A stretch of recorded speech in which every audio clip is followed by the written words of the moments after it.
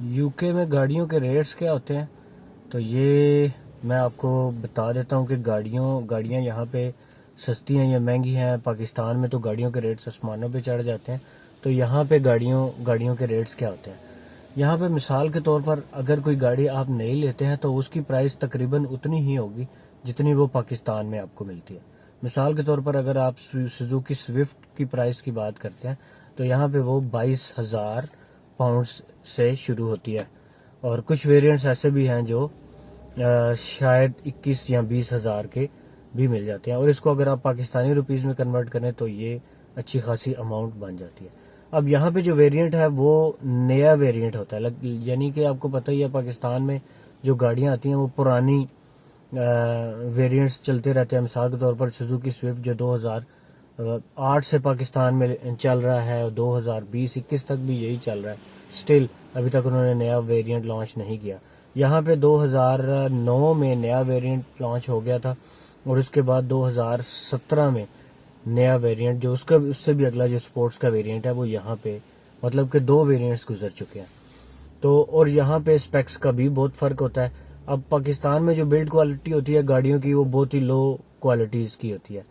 जैसे पाकिस्तान में जो सुजुकी की कार्स हैं या उन जो सस्ती कार्स होती हैं, जो लो बजट कार्स होती हैं, मेहरान तो ख़त्म हो गई है, उसके अलावा आल्टो है, जो उनकी बिल्ड क्वालिटी है वो बहुत ही कमज़ोर होती है। लेकिन यहाँ पे अभी जो मेरे पास जो गाड़ी है जिसमें मैं बैठा हूँ ये भी सुजुकी स्विफ्ट है। अब ये पुरानी गाड़ी है बट स्टिल इसके अंदर आपको फील नहीं होगा कि ये पुरानी गाड़ी, ये अभी 2021 ख़त्म हो रहा है, 2010 की ये गाड़ी है, यानी कि ये तकरीबन 11 साल पुरानी गाड़ी है। लेकिन ये गाड़ी जब आप चलाते हैं या आप अंदर बैठते हैं आपको फील नहीं आती कि यह गाड़ी पुरानी है। उसकी रीज़न क्या है, एक तो बिल्ड क्वालिटी यहाँ पे बनाई जाती है, गाड़ियों का मेयार रखा जाता है, और इसके ऊपर हर साल गाड़ी को यहाँ पे चेक किया जाता है, जिसे कहते हैं एमओटी का पास कराना लाजमी होता है, उसके बगैर आप गाड़ी नहीं चला सकते। अच्छा, गाड़ियाँ यहाँ पे सस्ती उस तरह होती जाती हैं कि जो गाड़ी पुरानी हो गई आहिस्ता आहिस्ता उसकी वैल्यू डाउन होती जाएगी। मिसाल के तौर पर आप 2010 की गाड़ी ले रहे हैं और 2020 में आप खरीद रहे हैं 10 साल बाद, तो उसकी वैल्यू बहुत डाउन होगी। जैसे ये सुजुकी स्विफ्ट जो मैंने बाय की है ये मुझे अराउंड 1000 इसकी प्राइस है, और फिर आपको इंश्योरेंस उसके अलावा पे करनी होती है। तो यहाँ पुरानी गाड़ियाँ सस्ती होती हैं, नई गाड़ियाँ महंगी होती हैं, क्योंकि गाड़ियाँ डी वैल्यू होती जाती हैं, इसलिए यहाँ पे पुरानी गाड़ी सस्ती होती जाती है। लेकिन यहाँ पे गाड़ियाँ कुछ लोग इसलिए नहीं लेते कि इंश्योरेंस पे करनी पड़ती है, हाई इंश्योरेंस होती है यहाँ पे जो आपको हर साल या हर महीने आपको पे करनी पड़ती है।